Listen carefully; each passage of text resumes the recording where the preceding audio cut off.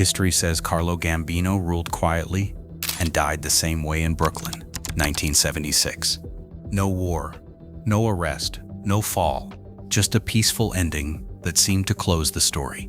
But that version leaves something out, because what he built did not disappear when he did. It kept moving, quietly out of sight. The question is simple. If the man was gone, why didn't the system collapse? Subscribe for more real stories they never told this way. The Quiet Room, Brooklyn, New York, October 1976. Inside a modest home in Brooklyn, Carlo Gambino lies in bed, his breathing shallow, his body finally giving in after years of careful control. There are no police cars outside, no rivals waiting for news, no sudden turn of violence. The room is still, almost ordinary, the kind of silence that rarely follows a life built on power. For decades, Gambino operated at the highest level of organized crime in the United States. His name carried weight across New York and beyond, tied to unions, ports, construction deals, and quiet arrangements that kept money moving without drawing attention. He avoided spectacle. He avoided unnecessary risk. And in the end, that approach shaped how his story closed. Unlike the endings people expect, gunfire, betrayal, or a public fall, there was none of that here. He remained in his own home, surrounded by family, his position intact. Even in his final days, there were no visible fractures in the structure he built. Historical records confirm that he died on October 15, 1976, at home from natural causes, without the violent downfall that defined so many others in his position. This moment stands apart, not because it is dramatic, but because it is not. The absence of chaos is the point. His life did not collapse in front of the world. It simply ended, quietly, in a room where nothing seemed out of place. Palermo to New York, the making of a different kind of boss. Long before Brooklyn, there was Palermo. Carlo Gambino was born there in 1902, into a region where organized crime was not separate from daily life but woven into it. Power was understood early, who held it, how it was protected, and how easily it could be lost. These lessons did not come from theory. They came from observation, from watching how influence moved quietly through families, businesses, and local authorities. In the early 1920s, Gambino made his way to New York, part of a wave of migration that brought both opportunity and competition. The city was already crowded with criminal groups, each fighting for territory, income, and control. Many relied on force. Some built reputations through violence. Gambino took a different path. He stayed in the background. He listened more than he spoke. While others drew attention, he focused on stability, on building connections that could last. Over time, this approach began to separate him from the rest. He was not the loudest figure in the room, but he was often the one who understood it best. That difference would define everything that followed: the commission and the system. Crime as a corporate structure. By the early 1950s, Carlo Gambino is no longer just another operator in New York. He is part of a system designed to prevent chaos. At the center of that system sits the Commission, a governing body created in 1931 to manage disputes, approve major decisions, and keep the families from turning on each other.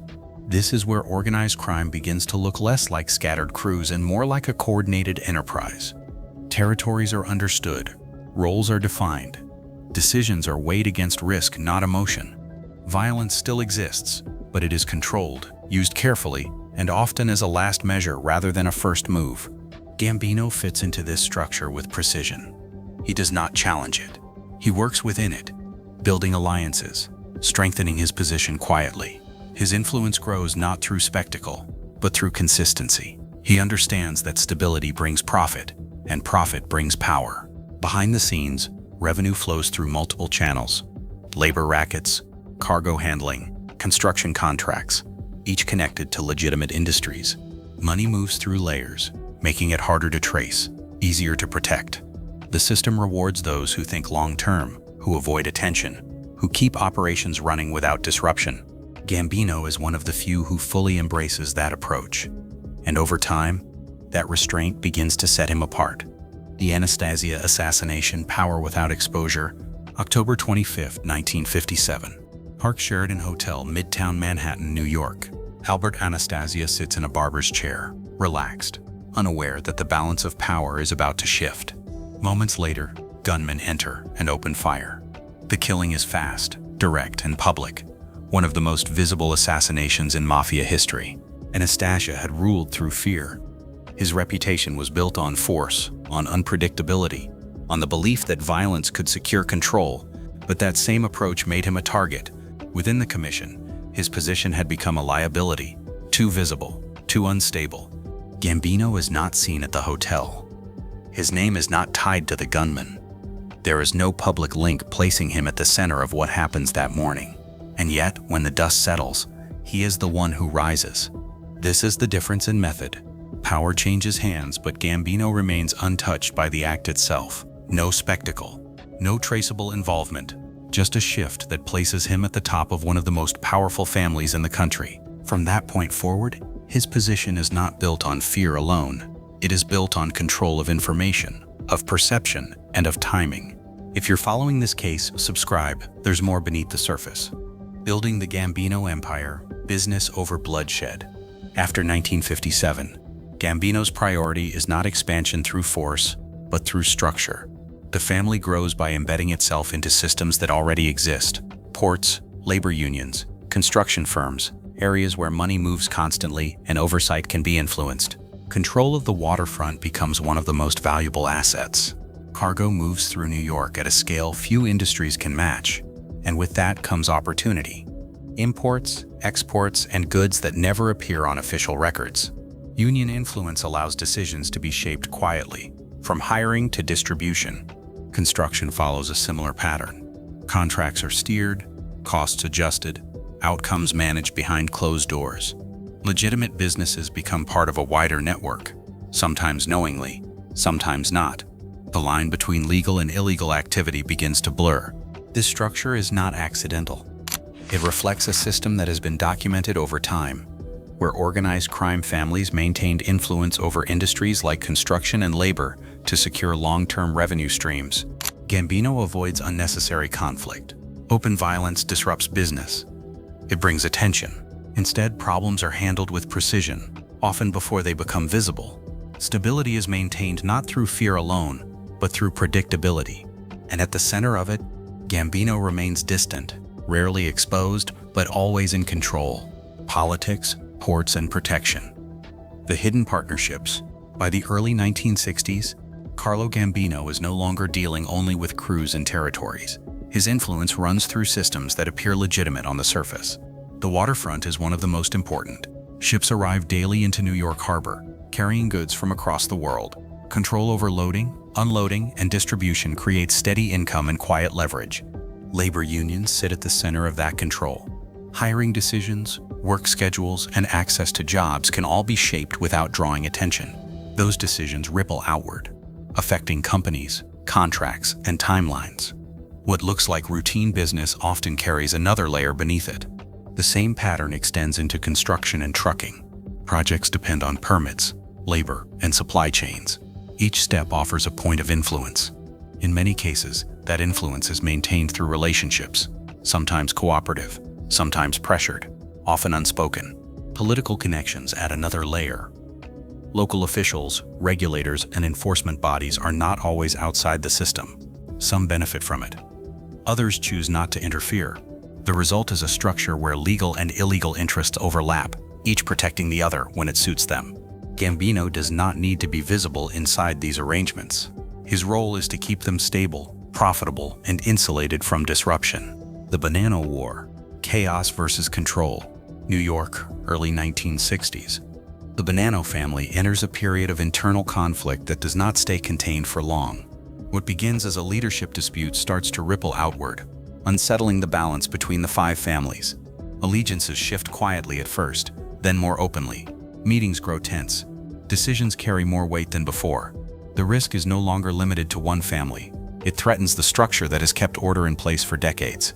At the center of this instability is a struggle for control that lacks clear boundaries. Moves are made behind closed doors. Loyalties are tested. In some cases, they break. The Commission, designed to prevent exactly this kind of escalation, faces a situation it cannot easily contain. During this period, Carlo Gambino does not step forward publicly. He does not take sides in a way that draws attention. Instead, he observes. He measures the direction of events, and waits for the right moments to act, quietly, without exposure. The contrast becomes sharper over time, while others react quickly, sometimes unpredictably. Gambino maintains distance. His operations continue without disruption. His network remains intact. Stability in this environment becomes a form of leverage. As the conflict drags on, that stability begins to carry weight. Those looking for consistency start to move closer to it.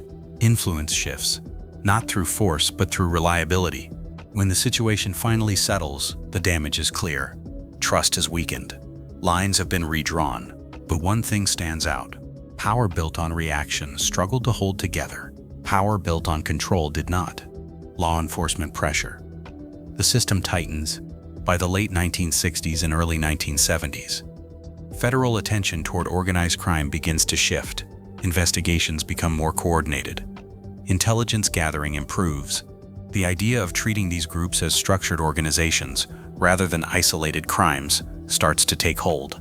This change creates pressure across all families. Surveillance increases. Informants become more valuable. Legal strategies begin to evolve, laying the groundwork for broader prosecutions that will define the following decade. Carlo Gambino responds by pulling back rather than pushing forward. Visibility is reduced. Communication becomes more controlled. Layers are added between leadership and daily operations. Instead of expanding outward, the focus turns inward, protecting what already exists. Revenue streams continue, but with greater caution. Movements are quieter. Decisions are slower, but more deliberate. Some figures in organized crime react differently, drawing attention through aggressive actions or public exposure. Gambino avoids that pattern. He understands that survival under pressure depends on discipline, not display. The system tightens, but it does not collapse.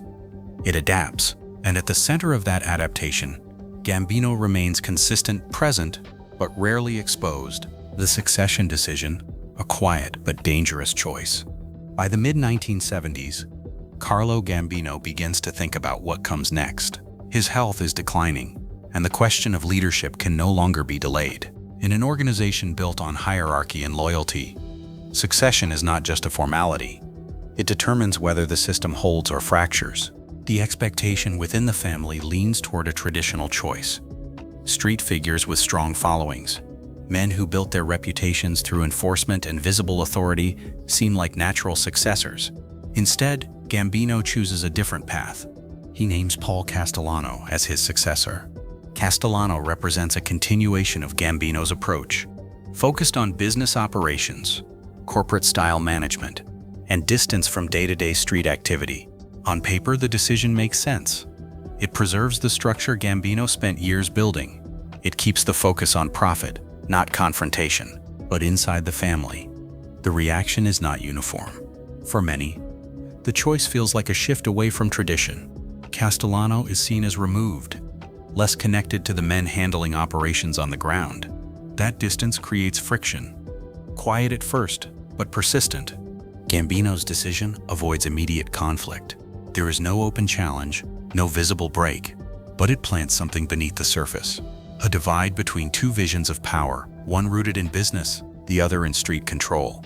That tension does not surface while Gambino is alive, but it does not disappear either. The real ending, power that never collapses. In October 1976, Carlo Gambino dies at home in Brooklyn. No arrest, no courtroom, no sudden collapse of the system he spent decades building. The structure remains in place, steady on the surface, continuing without interruption. It does not resemble the endings people expect. There is no final confrontation, no dramatic fall like the ones made familiar by The Godfather. Instead, the transition is quiet.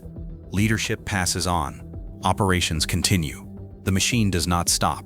But beneath that calm, something has already shifted. The decision to hand power to Paul Castellano carries tension that will not remain hidden forever. The system survives, but it is no longer balanced in the same way. Gambino's story closes without spectacle, and that is what makes it different. He does not lose power. He leaves it behind, which raises a question that runs deeper than any single figure. Was his strength defined by control, or by the fact that no one ever forced him to fall?